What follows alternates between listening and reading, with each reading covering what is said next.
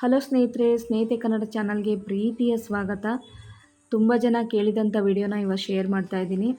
ನಾನೊಂದು 2 days back ಊರಿಗೆ ಹೋಗಿದ್ದೆ. ಅಮ್ಮನ ಮನೆ ಹೊಸ್ತಿಲು ಬಾಗಿಲೇನಿದೆ ಅದನ್ನು ಪೂಜೆ ಮಾಡೋದಕ್ಕೆ. ತುಂಬ ಜನ ಮನೆ ಹೇಗಿದೆ ತೋರಿಸಿ ಅಂತ ಕೇಳಿದ್ರಿ. ಹಾಗಾಗಿ ಇವತ್ತು ಈ ವಿಡಿಯೋನ ಶೇರ್ ಮಾಡ್ತಾ ಇದ್ದೀನಿ. ಮನೆ ಮೇಯ್ನ್ ಎಂಟ್ರೆನ್ಸು ನೋಡಿ ಈ ರೀತಿಯಾಗಿ ಕಾಣುತ್ತೆ. ಇದು ಮುಂದೆ ಮನೆ ಕೂಡ ತುಂಬ ಹೈಟಲ್ಲಿ ಕಟ್ಟಿದ್ದೀವಿ, ಫೌಂಡೇಶನ್ ಎಲ್ಲ ಎತ್ತರಕ್ಕೆ ಹಾಕಿ. ಹಾಗೆ ಇದು ಪಶ್ಚಿಮದ ಬಾಗಿಲು, ಯಾಕಂದರೆ ಅಮ್ಮನ ಹೆಸರು ಬಂದಿರೋದು ಪಶ್ಚಿಮದ ಬಾಗಿಲು.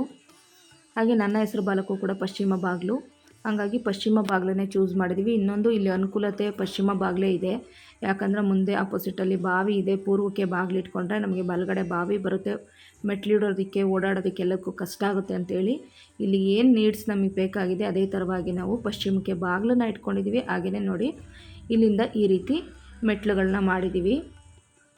ಸೊ ಈ ಮನೆಗೆ ಅಂದರೆ ಇಲ್ಲಿ ದಕ್ಷಿಣ ಮೇನ್ ಡೋರ್ ಬರೋದ್ರಿಂದ, ಅಂದರೆ ದಕ್ಷಿಣ ಮುಂದೆ ರೋಡ್ ಬರೋದ್ರಿಂದ ನಮಗೆ ಇದೇ ರೀತಿ ಮಾಡಬೇಕಾಗಿತ್ತು, ಹಾಗಾಗಿ ಹೀಗೆ ಮಾಡಿದ್ದೀವಿ.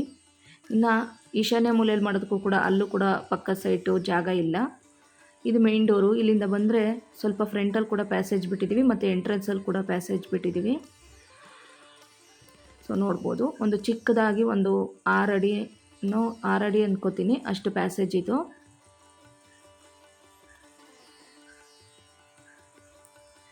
ಅಲ್ಲಿಂದ ಈ ಮೇನ್ ರೋಡ್ ಏನು ಬರುತ್ತೆ ನೋಡಿ, ಅದು ನೋಡೋದಕ್ಕೆ ಇಲ್ಲೊಂದು ಚಿಕ್ಕದಾಗಿ ಒಂದು ಕಿಟಕಿ ಇಟ್ಟಿದ್ದೀವಿ. ಗಾಳಿ ಬೆಳಕಿಗೆ ಮನೆಯಲ್ಲಂತೂ ಕೊರತೆ ಇಲ್ಲ, ಯಾಕಂದರೆ ಎಲ್ಲ ಕಡೆ ದೊಡ್ಡ ದೊಡ್ಡದಾಗಿ ಕಿಟಕಿಗಳನ್ನ ಇಟ್ಟಿರೋದ್ರಿಂದ ತುಂಬ ಚೆನ್ನಾಗಿ ಗಾಳಿ ಮತ್ತು ಬೆಳಕು ಬರುತ್ತೆ.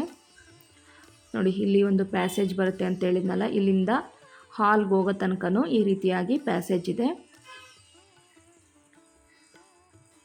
ಅಲ್ಲಿಂದ ನಾವು ಸೀದಾ ಮುಂದೆ ಹೋದರೆ ಆಪೋಸಿಟ್ ನಮಗೆ ಕಾಣ್ತಾ ಇರುವಂಥದ್ದೇ ಹಾಲ್ ಏನು ತುಂಬ ದೊಡ್ಡದಲ್ಲ. ಹಾಗೆ ಈ ಮನೆ ಅಳತೆ ನಾನು ಹೇಳಬೇಕು ಅಂದರೆ ಇದು 18 ಅಡಿ ಉದ್ದ ಬರುತ್ತೆ ಮತ್ತು 33 ಅಡಿ, 18 ಅಡಿ ಅಗಲ ಬರುತ್ತೆ, 33 ಅಡಿ ಉದ್ದ ಬರುತ್ತೆ. ಇನ್ನು ಮೆಟ್ಲು ತನಕ ತೊಗೊಂಡ್ರೆ ಅದು ಇನ್ನೂ ಜಾಸ್ತಿ ಬರುತ್ತೆ ಅಂತ ಅಂದ್ಕೋತೀನಿ. ಇದು ಹಾಲ್ ನೋಡ್ತಾ ಇದ್ರಲ್ಲ, ಹಾಲಲ್ಲಿ ಕೂಡ ಒಂದು ದೊಡ್ಡದಾಗಿ ಕಿಟಕಿ ಇಟ್ಟಿದ್ದೀವಿ, ಗಾಳಿ ಬೆಳಕು ಚೆನ್ನಾಗಿ ಬರಲಿ ಅಂತೇಳಿ. ಹಾಲ್ ತುಂಬಾ ಚಿಕ್ಕದಾಗಿದೆ. ಇಲ್ಲಿ ಏನಿದ್ರು ಒಂದು ಸೋಫಾ ಸೆಟ್ ಹಾಕೋಬೋದು, ಒಂದು ಟಿವಿದು ಯೂನಿಟ್ ಒಂದು ಮಾಡ್ಕೊಳ್ಬೋದು ಅಷ್ಟೇ. ತುಂಬ ದೊಡ್ಡದಾಗಿ ಇಲ್ಲ, ಯಾಕಂದರೆ ಜಾಗ ಕೂಡ ಕಡಿಮೆ ಇದೆ ಅಲ್ಲಿ ನೋಡಿ. ಹಾಗಾಗಿ ಇದರಲ್ಲಿ ಯಾವ ರೀತಿ ಪ್ಲ್ಯಾನಿಂಗ್ ಮಾಡಬೇಕು ಅದೇ ರೀತಿ ಇಂಜಿನಿಯರ್ ಬಂದು ಅವರೇನೇ ಪ್ಲ್ಯಾನ್ ಹಾಕ್ಕೊಟ್ಟು ಅವರೇ ಅಳತೆ ಎಲ್ಲ ಮಾಡಿ ಕೊಟ್ಟು ಹೋಗಿದ್ರು. ಅದರ ಪ್ಲ್ಯಾನ್ ಪ್ರಕಾರವಾಗಿಯೇ ಮನೆ ಕಟ್ಟಿರೋದು. ಹಾಗೆ ವಾಸ್ತು ಅವ್ರು ಏನು ಹಾಕ್ಕೊಟ್ಟಿದ್ರು ಅದೇ ವಾಸ್ತು ಪ್ರಕಾರವಾಗಿ ಕಟ್ಟಿದ್ದೀವಿ. ಇಲ್ಲಿಂದ ಸೀದಾ ಬಂದರೆ ಇದು ಬೆಡ್ರೂಮ್ ಕೂಡ ಸ್ವಲ್ಪ ಚಿಕ್ಕದೇ, ತುಂಬ ದೊಡ್ಡ ಬೆಡ್ರೂಮ್ ಅಲ್ಲ, ಚಿಕ್ಕದಾಗಿ ಇದೆ. ಆದರೆ ಎಲ್ಲ ಒಂದು ದೊಡ್ಡದು ಒಂದು ಕಿಂಗ್ ಸೈಜು ಕಾಟ್ ಕೂಡ ಹಾಕ್ಬೋದು. ಅದ್ರ ಒಳಗಡೆ ಒಂದು ಕಬೋರ್ಡು, ಒಂದು ಬೀರು ಕೂಡ ಇಡ್ಬೋದು. ಆದರೆ ನಾವಿಲ್ಲಿ ಕಬೋರ್ಡ್ ಮಾಡೋಕ್ಕೆ ಅಂತಲೇ ಸಪ್ರೇಟಾಗಿ ಈ ಕಡೆ ಜಾಗ ಬಿಟ್ಟಿದ್ದೀವಿ.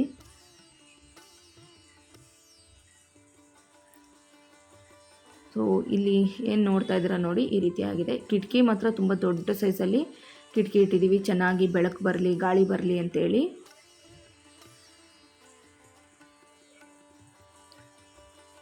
ಅಲ್ಲಿ ಏನು ಆಪೋಸಿಟು ನಿಮಗೆ ಕಾಣಿಸ್ತಿದೆ ನೋಡಿ, ಅಲ್ಲಿ ಕಬೋರ್ಡ್ ಮಾಡ್ಸೋಕ್ಕೆ ಅಂತ ಪ್ಲೇಸ್ ಬಿಟ್ಟಿರೋದು, ಯಾಕಂದರೆ ಅದು ಕುಬೇರ ಮೂಲೆ ಬರುತ್ತೆ ಈ ಮನೆಗೆ. ಹಾಗಾಗಿ ಅಲ್ಲಿಗೆ ಕಬೋರ್ಡ್ ಮಾಡಿಸೋಣ ಅಂತೇಳಿ ಬಿಟ್ಟಿದ್ದೀವಿ.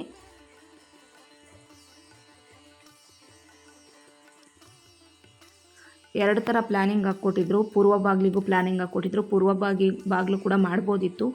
ಬಟ್ ಪೂರ್ವ ಬಾಗಿಲು ಮಾಡೋಕ್ಕೋದ್ರು ಅಲ್ಲೂ ನಮಗೆ ಅಗ್ನಿ ಮೂಲೆ ಅಡುಗೆ ಮನೆಗೆ ಸಿಗೋದಿಲ್ಲ, ಒಂಚೂರು ಅಲ್ಲೂ ಇದಾಗುತ್ತೆ. ಒಟ್ಟಾರೆ ಈ ಜಾಗ ಇರೋದೇ ಹಾಗೆ ಫ್ರೆಂಡ್ಸ್, ಏನೂ ಮಾಡೋಕ್ಕಾಗಲ್ಲ.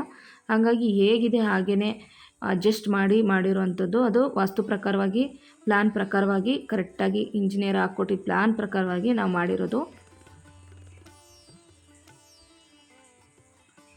ನೋಡಿ ಹಾಲ್ ಈ ರೀತಿಯಾಗಿ ಕಾಣುತ್ತೆ.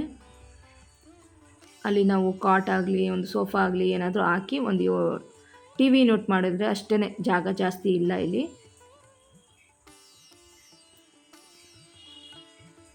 ಯಾಕೆ ಅಂದರೆ ನಮ್ಗೆ ಎಲ್ಲೋಯ್ತು ಅಂದರೆ ಎಂಟ್ರೆನ್ಸ್ ಪ್ಯಾಸೇಜಲ್ಲೂ ಹೋಯ್ತು, ಒಳಗಡೆ ಬರೋ ಪ್ಯಾಸೇಜಲ್ಲೂ ಕೂಡ ಜಾಗ ಹೋಯ್ತಲ್ವ. ಹಾಗಾಗಿ ಹಾಲು ಮತ್ತು ಬೆಡ್ರೂಮ್ ಸ್ವಲ್ಪ ಕಡಿಮೆನೇ ಬಂತು. ನೋಡಿ ಇಲ್ಲಿಂದ ನಿಂತ್ಕೊಂಡ್ರೆ ಈ ರೀತಿಯಾಗಿ ಕಾಣುತ್ತೆ. ಮನೆ ಉದ್ದ ಇದೆ, ಅಗಲ ಕಮ್ಮಿ ಇದೆ. ಹಾಗೆ ಇನ್ನು ನಾವು ಅವತ್ತು ತಾನೇ ಬಾಗಿಲು ಕೂರಿಸಿದ್ರಿಂದ ಗಾರೆ ಕೆಲಸದವರೆಲ್ಲ ಇನ್ನು ಬಾಗಿಲು ಕೂರಿಸಿದ್ದಕ್ಕೆಲ್ಲ ಕಾಂಕ್ರೀಟ್ ಹಾಕಬೇಕಲ್ಲ, ಅದನ್ನು ಮಾಡ್ತಾಯಿದ್ರು. ಇದು ದೇವ್ರ ಮನೆ ಕೂಡ ಅಷ್ಟೇ ತುಂಬ ಚಿಕ್ಕದಾಗಿ ಚೊಕ್ಕವಾಗಿದೆ. ತುಂಬ ದೊಡ್ಡದಾಗಿಲ್ಲ, ಅಂದರೆ ಒಳಗಡೆ ಹೋಗಿ ಕೂತು ಪೂಜೆ ಮಾಡೋಷ್ಟಿಲ್ಲ. ಹಾಗೆ ಇದು ಅಡುಗೆ ಮನೆಗೂ ಅಷ್ಟೇ ತುಂಬ ದೊಡ್ಡದಾಗಿ ಕಿಟಕಿನ ಇಟ್ಟಿದ್ದೀವಿ. ಹಾಗೆ ಅಲ್ಲಿ ಮೇಲೆ ಒಂದು ಚಿಕ್ಕದಾಗಿ ಸ್ಲ್ಯಾಬ್ ಕೂಡ ಮಾಡಿದ್ದೀವಿ. ಸ್ಲ್ಯಾಬ್ ಇನ್ನೂ ಈ ಕಡೆಗೆ ಉದ್ದದ ತನಕ ಬೇಕಿತ್ತು, ಬಟ್ ಅವರು ಆ ಥರ ಮಾಡಿಬಿಟ್ಟಿದ್ದಾರೆ. ನಾನು ಅವಾಗ ಬಂದಿದ್ದರೆ ನಾನು ಹೇಳಿ ಆ ಥರ ಮಾಡಿಸ್ತಿದ್ದೆ. ಅಮ್ಮನಿಗೂ ಅಷ್ಟೊಂದು ಐಡಿಯಾಸ್ ಇರಲಿಲ್ಲ. ಹಾಗೆ ಇಲ್ಲೂ ಅಷ್ಟೇ ಉದ್ದದಾಗಿ ನಾವು ಸ್ಲ್ಯಾಬ್ ಹಾಕ್ಕೊಂಡು ಈ ಕಡೆ ಒಂದು ಸ್ಲ್ಯಾಬ್ ಹಾಕಿದರೆ ಒಂದು 2-3 ಸ್ಟೆಪ್ಪನ್ನು ಕಟ್ಕೊಂಡ್ರೆ ಅಲ್ಲಿ ಪಾತ್ರೆಗಳನ್ನೆಲ್ಲ ಜೋಡಿಸ್ಕೊಳ್ಳೋದಕ್ಕೆ ಸರಿಯಾಗತ್ತೆ. ಇನ್ನು ನನಗೆ ಅಡುಗೆ ಮನೆ ಕಿಟಕಿ ಕೂಡ ತುಂಬಾ ಇಷ್ಟ ಆಯಿತು. ದೊಡ್ಡದಾಗಿದೆ ಮತ್ತು ಚೆನ್ನಾಗಿ ಬೆಳಕು ಬರುತ್ತಂತೇಳಿ. ನೋಡಿ, ಹಾಲು ಈ ಕಡೆಯಿಂದ ಹಿಂಗೆ ಕಾಣುತ್ತೆ. ಈ ಕಡೆ ನಮ್ಮ ಲೆಫ್ಟಿಗೆ ಬೆಡ್ರೂಮ್ ಬರುತ್ತೆ. ಇನ್ನು ಇಲ್ಲಿ ಹಿಂದೆ ಹೋದರೆ ಯುಟಿಲಿಟಿ ಬರುತ್ತೆ. ಈ ಮನೆಗೆ ಯುಟಿಲಿಟಿ ಬೇಡ ಅಂತ ನಾವು ಅಂದ್ಕೊಂಡಿದ್ರೆ ಡಬಲ್ ಬೆಡ್ರೂಮ್ ಮಾಡ್ಬೋದಿತ್ತು, ಬಟ್ ನಾವು ಯುಟಿಲಿಟಿ ಅವಶ್ಯಕತೆ ಇತ್ತು, ಹಾಗಾಗಿ ನಾವು ಸಿಂಗಲ್ ಬೆಡ್ರೂಮೇ ಮಾಡಿರೋದು. ಇಲ್ಲಿ ಇನ್ನೊಂದು ಸ್ವಲ್ಪ ಹಾಲ್ನ ಈ ಕಡೆ ತೊಗೊಂಡು ಇನ್ನೊಂಚೂರು ಆ ಕಡೆ ನಾವು ಪ್ಲ್ಯಾನಿಂಗ್ ಪ್ರಕಾರ ಚೇಂಜ್ ಮಾಡಿದರೆ ಇಲ್ಲೂ ಕೂಡ ಒಂದು ಚಿಕ್ಕದಾಗಿ ಒಂದು ಬೆಡ್ರೂಮ್ ಆಗೋದು. ಆದರೆ ಮನೆಗೆ ಯುಟಿಲಿಟಿ ಅವಶ್ಯಕತೆ ಇರುತ್ತಲ್ವ ಅಂತೇಳಿ ಯುಟಿಲಿಟಿ ಪ್ಲ್ಯಾನಿಂಗ್ ಮಾಡಿಕೊಂಡು ಅಲ್ಲಿ ಒಂದು ಸೊಂಪನ್ನೆಲ್ಲ ಮಾಡ್ಕೊಂಡಿದ್ದೀವಿ. ಸೊಂಪು ಮಾಡಿಕೊಂಡು ನೋಡಿ, ಅಲ್ಲೂ ಕೂಡ ಒಂದು ದೊಡ್ಡದಾಗಿ ಗಾಳಿ ಬೆಳಕಿಗೆ ಬಿಟ್ಟಿರೋವಂಥದ್ದು ಕಿಟಕಿ. ಇಲ್ಲಿ ದೊಡ್ಡದಾಗಿ ಅಂದರೆ ತುಂಬ ದೊಡ್ಡದಲ್ಲ, ಒಂದು ಮೀಡಿಯಮ್ ಆಗಿರುವಂಥ ಒಂದು ಸೊಂಪು. ಹಾಗೆ ಈ ಕಡೆಗೆ ಅಟ್ಯಾಚ್ ಬಾತ್ರೂಮು ಟಾಯ್ಲೆಟ್ ಬರುತ್ತೆ. ಇನ್ನು ಸ್ವಲ್ಪ ಇಲ್ಲೆಲ್ಲ ಕೆಲಸಗಳು ಇನ್ನೂ ಬಾಕಿ ತುಂಬಾ ಕೆಲಸಗಳಿದೆ.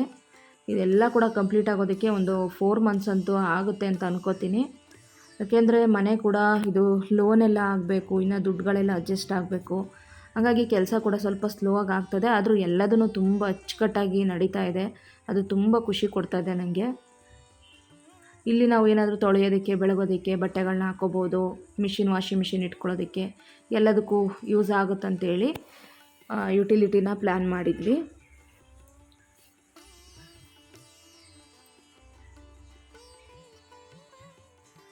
ನೋಡಿ, ಇಷ್ಟಿದೆ ನಮ್ಮ ಮನೆ ಒಳಗಡೆ ಎಲ್ಲ. ನಿಮ್ಗೆ ಇಷ್ಟ ಆಯಿತಾ ಅಂತ ನನಗೆ ಕಮೆಂಟ್ಸಲ್ಲಿ ತಿಳಿಸಿ. ಮೇನ್ ಡೋರ್ ನನಗೆ ತುಂಬ ಇಷ್ಟ ಆಗ್ಬಿಡ್ತು. ದೊಡ್ಡದಾಗಿ ತುಂಬ ಚೆನ್ನಾಗಿದೆ.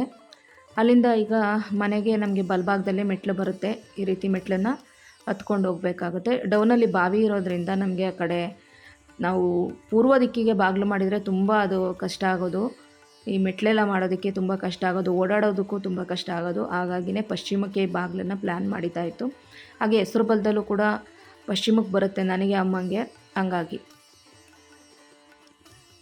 ಹಾಗೆ ಇಲ್ಲಿ ಏನು ನೋಡ್ತಾ ಇದ್ದೀವಿ ನೋಡಿ, ಟೆರೆಸ್. ನನಗೆ ತುಂಬ ಇಷ್ಟವಾಗಿದ್ದ ಜಾಗ ಇದೊಂದು. ಯಾಕೆ ಅಂತಂದರೆ ನನಗೆ ನಮ್ಮೂರು ನೋಡೋದು ಮೇಲಿಂದ ತುಂಬ ಖುಷಿ ಕೊಡುತ್ತೆ. ಹಾಗೆ ಮಳೆ ಬಂದಿದ್ದರಿಂದ ಕಂಬಳಿ ಹುಳಗಳು ಕೂಡ ಜಾಸ್ತಿ ಆಗಿಬಿಟ್ಟಿದೆ. ನಮ್ಮೂರ ಕಡೆ ಮಳೆ ಬೇರೆ ತುಂಬ ಜಾಸ್ತಿ, ಹಿಡಿದ್ಬಿಟ್ರೆ ತಿಂಗಳಾನುಗಟ್ಟಲೆ ಮಳೆ ಬರ್ತಾನೆ ಇರುತ್ತೆ. ಆ ಸೀಸನಲ್ಲಿ ಕಂಬಳಿ ಹುಳಗಳಿಗೂ ಜಾಸ್ತಿ ಆಗುತ್ತೆ. ನೋಡಿ, ಮೇನ್ ಹೈಲೈಟ್ ಅಂದರೆ ನಮ್ಮೂರು ನೋಡೋದು ಟೆರೆಸ್ ಮೇಲಿಂದ ಸೂಪರಾಗಿ ಕಾಣಿಸುತ್ತೆ. ನಮ್ಮೂರು ಗಿಡ ಮರ ತೋಟಗಳು ಎಲ್ಲ ಇರೋದ್ರಿಂದ, ಗದ್ದೆ ಜಮೀನುಗಳಿರೋದ್ರಿಂದ ತುಂಬ ನೋಡೋದಕ್ಕೆ ಖುಷಿ ಕೊಡುತ್ತೆ. ಟೆರೆಸ್ ಕೂಡ ತುಂಬ ದೊಡ್ಡದಾಗಿದೆ. ಇಲ್ಲೂ ಒಂದು ಮೇಲೆ ಮುಂದೆ ನಾವು ಇನ್ನೊಂದು ಫ್ಲೋರ್ ಕಟ್ಟುವಂಥ ಐಡಿಯಾ ಇದೆ ಮುಂದೆ, ಈಗಂತೂ ಅಲ್ಲ.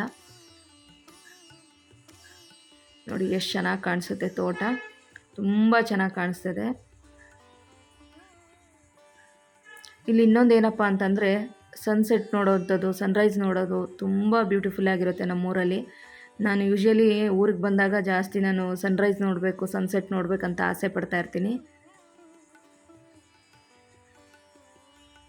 ಪ್ರೆಸೆಂಟ್ ಈಗ ಅಮ್ಮ ಇರುವಂಥ ಮನೆ ನಮ್ಮ ಅಜ್ಜಿ ಮನೆ, ಅಂದರೆ ಅಮ್ಮನ ತಾಯಿ, ನಮ್ಮ ತಾಯಿಯ ತವ್ರ ಮನೆ, ಅದು ನಮ್ಮ ಅತ್ತೆ ಮನೆ. ಅಲ್ಲೂ ಅಷ್ಟೇ, ಯಾವಾಗಲೂ ಅಲ್ಲಿ ಹೋದಾಗ ನಾನು ಸನ್ಸೆಟ್ಟು ಸನ್ರೈಸ್ ನೋಡ್ತಾ ಇರ್ತೀನಿ. ನಂಗೆ ಅಷ್ಟು ಮನಸ್ಸಿಗೆ ಖುಷಿ ಕೊಡುತ್ತದು. ನೋಡಿ ಎಷ್ಟು ಬ್ಯೂಟಿಫುಲ್ಲಾಗಿ ಕಾಣುತ್ತೆ.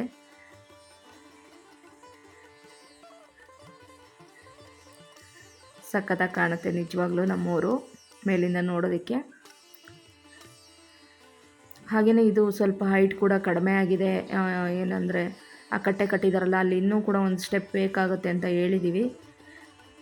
ಯಾಕಂದರೆ ಮಕ್ಕಳು ಚಿಕ್ಕವರು ಇರೋದ್ರಿಂದ ಸ್ವಲ್ಪ ಡೇಂಜರ್ ಅಂತೇಳಿ ಇನ್ನೊಂದು ಸ್ಟೆಪ್ಪನ್ನು ಕಟ್ಟಿ ಅಂತ ಹೇಳಿದ್ದೀವಿ. ಓಕೆ, ಕೆಳಗಡೆ ನೋಡಿ ಅಲ್ಲಿ ಬಾವಿ ಕೂಡ ಇದೆ.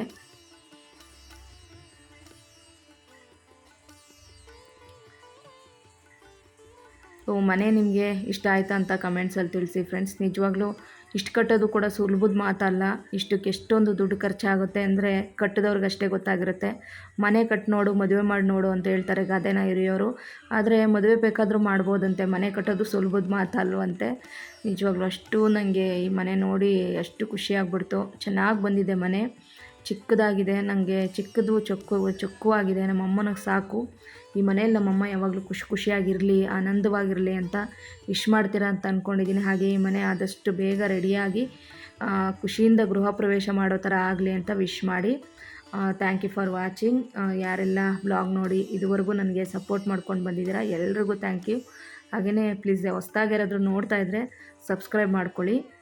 ಹಾಗೆ ಊರಿಗೆ ಹೋದಾಗ ಒಂದಷ್ಟು ಮನೆಯಲ್ಲಿ ಇದ್ದಾಗ ಒಂದಷ್ಟು ಫೋಟೋಗಳನ್ನ ತೆಕ್ಕೊಂಡು ಬಂದೆ ನನ್ನ ಖುಷಿಗೋಸ್ಕರ, ಅದನ್ನು ಕೂಡ ಶೇರ್ ಮಾಡ್ತಾಯಿದ್ದೀನಿ. ಮತ್ತೆ ಮುಂದಿನ ಬ್ಲಾಗಲ್ಲಿ ಸಿಗ್ತೀನಿ. ಬಾಯ್, ಟೇಕ್ ಕೇರ್.